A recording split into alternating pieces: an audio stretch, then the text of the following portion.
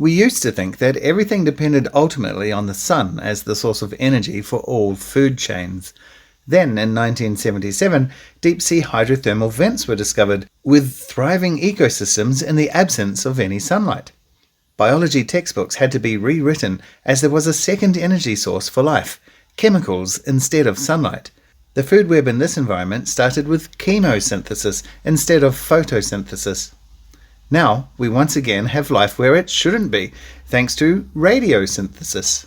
The explosion of the number 4 reactor of the Chernobyl nuclear power plant on 26th of April 1986 remains the worst nuclear disaster in human history.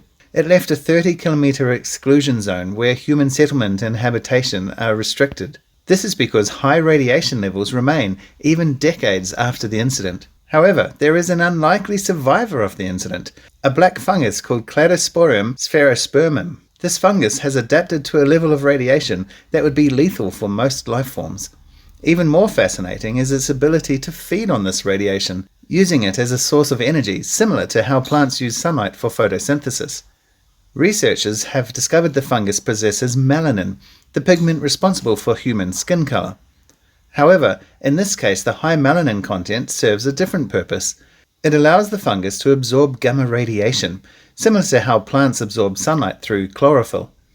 The radiation is then converted into usable energy, allowing the fungus to grow. Melanin acts as a natural shield against UV radiation in many living organisms. However, in Cladosporium sphaerospermum, it does more than shield the organism. It facilitates energy production by converting gamma radiation, the stuff Bruce Banner got a big dose of, into chemical energy. The phenomenon is called radiosynthesis, and it has opened up exciting research avenues. The fungus has already been sent to the International Space Station for experiments to determine whether its unique radiation tolerance could protect astronauts from cosmic radiation. Early results have been promising, suggesting that this fungus could potentially be used to develop radiation-resistant habitats or even provide radiation-shielded food sources for space travelers.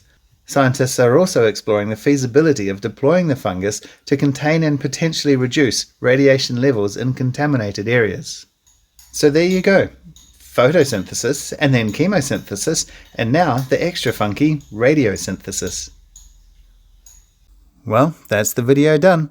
If you liked it, brilliant. Hit the like button and leave me a comment too. Now you know what to do. Go hit that subscribe button. We'll see you next time.